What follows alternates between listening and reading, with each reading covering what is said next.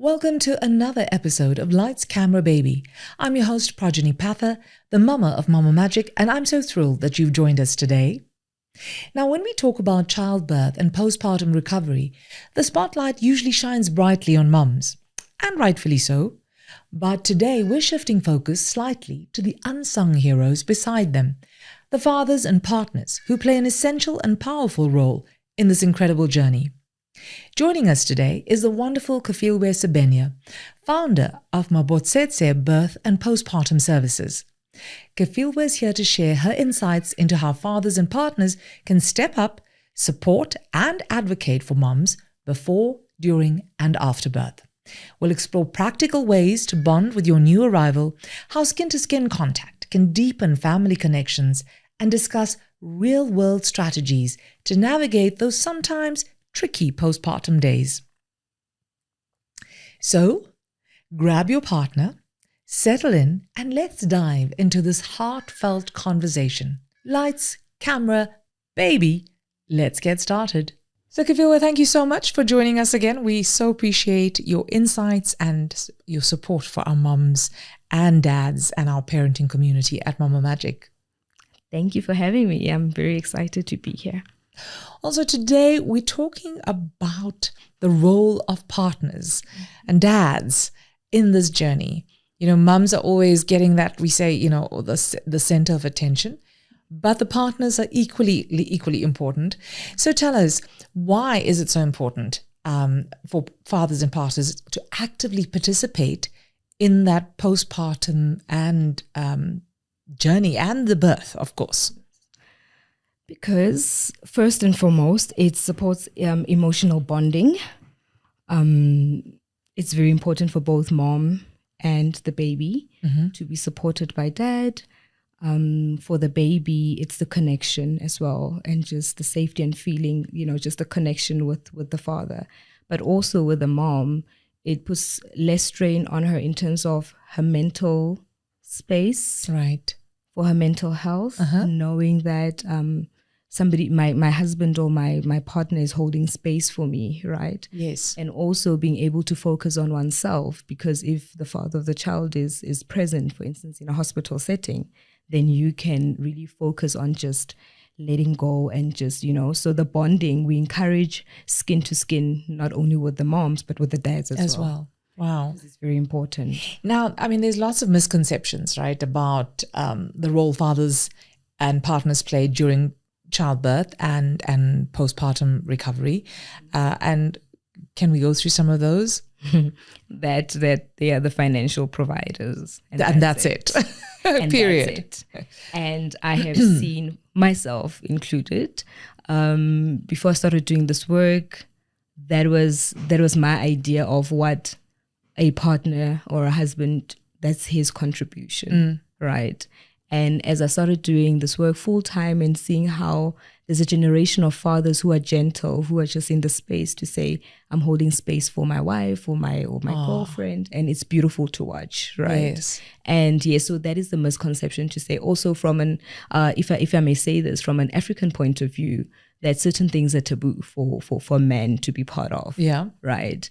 Also with birth, I remember how my family specifically were like, what do you mean you want your husband present for? But if you go back to centuries, men were never allowed into the room, right? When moms gave birth, there were other people there, and they were never ever allowed. And he heard the cry down the passageway somewhere, wherever he was, to know that his baby was born. Yeah, and that is, and so I always say that's the trauma that the fathers have inherited from their fathers. And it's so what I do is I allow dads to actually mourn that, I recognize that, to say, I understand that your father or your grandfather taught you that you cannot attend the birth, and we acknowledge that. However, this is the benefit of you being present, right? And I mean, just the bonding I've seen, I've witnessed when a father attends the birth of their child, and it also just gives a sense of security. And I always say it's not about just the financial security, but also just knowing that, my dad is here and physical, emotional the attachment, physical right? and emotional attachment. Yes. So we are at a time where we also need to forgive, or the partners, because that's what they knew and that's what they were taught, right? Yeah, that was the stereotype that was set. That was the stereotype, and watching them step out of it, it's beautiful to watch. So can you share some practical ways that fathers and partners can support mums during labor, for example, emotionally? Well, the reassurance. I always tell the dads, as a birth doula, I'm not there to replace you. So it's not that the doula has arrived. Okay, you're sorted. Yes. I'm off. So that is why it's important to do the childbirth education, and I do the birth preparation with the couples as well, because then we talk about touch, we talk about the words of affirmation. There's just something about the most encouraging word that comes from your partner's mouth or from your mother, right? It's different from just hearing it from Kefilwe as your doula, right? Yeah. And so it's just giving them that sense of reassurance to say, hey, you've got this. So I always tell the dads, you guys are the birth coaches. You are there to coach her through That's it. so true. And just to remind her, because there's also that level of intimacy that I might not be able to step in, where the father and the mother have really gone through this journey, right? This pregnancy journey. And in some instances, I've seen when a mom wants to give up. Yep. And then because of I have shared this knowledge with the fathers, and I'm like, that's that time for you to encourage her, just to remind her, to say, hey, look, this is where we've been, and this is where we want to be. Yes. So just the reassurance of having them in the room, and just making them feel loved, and knowing that they are there for them. Most women really don't want, it's not about the partners doing like the physical. Yes. Work. I've seen that just knowing that my partner is in the room. Is present. Is present. Yeah. That is so true. Yeah. That is so true. So it's not a lot of heavy lifting, but it's that emotional presence. It's just that emotional presence, because then women go into birth rooms with so much fear. Right? Yep. And stepping in with someone that you've journeyed with, it's also very special, and it's important, because then we talk about safety. Once a woman feels safe, then woman is able, then the mom and then the woman is just able to step into that space, knowing that my partner is present. Also, I've seen labor stall because of a woman waiting for the partner, and I wish men knew the impact that they have on the births of their babies. Yeah. So, and I'm glad you're saying that, because what I'm hearing is it's not just an impact on mom and her emotional well-being, but it's an impact on baby and your relationship with that baby, right? 100%. So that takes me into what you spoke about earlier in terms of skin-to-skin contact. I mean, we always talked about skin-to-skin contact, and every midwife, doula, childbirth educator that you talk to, which is brilliant. I love it, that are promoting skin-to-skin contact, making sure that mums have that opportunity. I never had that opportunity. My baby was wrapped up and taken away, and I had to wait for her to be bathed before she was brought back to me. And you feel denied when you hear of how beautiful these moments are now. But you're saying that it's equally important for dads to have skin-to-skin contact. 100%. And why is that so? The dad, I always tell couples, the baby can hear, the baby can recognize your voice, the scent as well. So that is why even when we do skin to skin, it's not about just putting the baby on your chest. That's why in most instances, we'll even tell the dad, like, take off your vest. It's okay. Yes. Just the physical touch as well, the connection. And as much as it's also been scientifically proven, the benefits of skin to skin for the baby with the mom, which is one of the benefits, it's breastfeeding, right?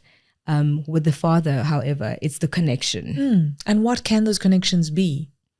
Connections like we have this joke with my clients. They were like, now we know who the favorite parent is. Because especially with C-section moms, you'd find that the dad is the one now that's able to hold the baby while mom is being taken care of. Mom is in recovery. Of course. Right. So it's a co-parenting journey that it's beautiful to watch as it unfolds already immediately post-birth to say that we are willing to exchange these roles. It's my baby as well. And then also, so then the dads are like, are you saying I'm going to be the favorite parent? I'm like, wow, you're the one that spent the first hour with the baby. Ah, that is so beautiful. That is so beautiful. Now, when we talk about that emotional and physical support postpartum, right? What are some of those essential ways that fathers can emotionally support mothers during their postpartum recovery? Now, I mean, we spoke about it in our other episode, about how important postpartum recovery is, that rest and recovery. But physically, what can dads and partners do? Give us some examples of how they can step in. Baby carrying the baby, yes. holding the baby so that mom can rest, preparing the meals for mom, running the errands.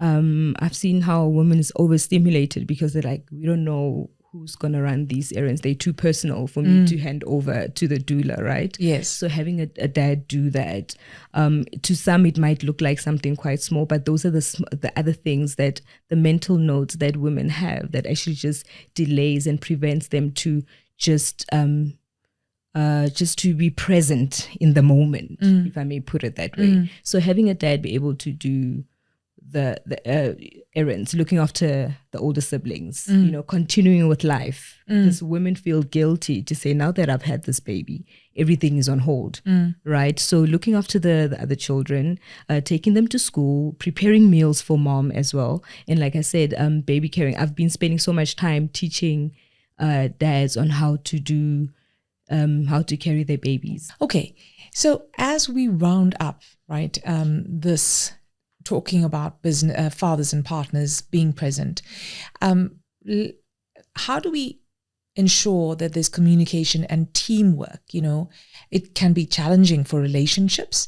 So what would you recommend to couples to avoid these challenges so that they can able to navigate these periods, where there's so much going on, there's so much hormonally, there's so much discomfort, without them getting into arguments or conflict, and it can so easily happen. Yes, and it does. And I've seen that most of, I don't want to say success stories, but however, situations where I've seen couples really just blend well. It started off during the pregnancy journey, attending antenatal classes, attending childbirth education, or classes with the partner, because what is important is we expect men to know of these medical terms. We expect them to know about the signs of postpartum depression, whereas they think that, she's just being emotional. So also being mindful of the language that we use with our partners, and also we need to tap in. I always tell partners, tap into resources around you. You'd find that a father at work, he's not even aware that he is got what do we call it? Is it the paternity leave? Yes. Right. And fathers should tap into that, not because of them they'll also go and become a baby, but also to use that time to really familiarize themselves of the needs of what the mom and the baby needs. So to prevent conflict, it's really just as much as we encourage women to attend antenatal classes, also ask questions during appointments during their pregnancy. Is also important for fathers to also take ownership of the information that is readily available out there, and Absolutely. but what I've seen, what is a trend now is most dads are like, I'll hire the doula. But then my question is, if it so happens that the doula cannot attend your birth, what will you do? Are you aware about different birthing positions? Do you understand what she's comfortable in? If it happens that the postpartum doula cannot be present every day in your home, do you understand the type of meals that she needs, etc.? Yeah. So tapping into information that is out there, and also we are moving towards tailor making certain programs for fathers to prepare them. Oh, that's wonderful to hear. For this period as well. Wonderful. Thank you so much, Kefilwe. Unfortunately, right out of time, but thank you so much for all that information. Really appreciate having you with us today, and I'm sure our dads and partners and mums are going to benefit from all the information you've provided. Thank you so much. Thank you for having me. Yep, and our mums will be surely reaching out for more. Thank you. So as we wrap up today's episode, it's clear that the journey through birth and postpartum isn't meant to be navigated alone. Fathers and partners, your role isn't just supportive, it's transformative. Your presence, your touch, your voice, they all shape your family story and create lasting bonds of love, strength, and connection. Remember, stepping into this role may come with uncertainty and challenges, but as Kefilwe beautifully reminded us today, every small act of support can leave a lasting impact. So let's shift our mindset.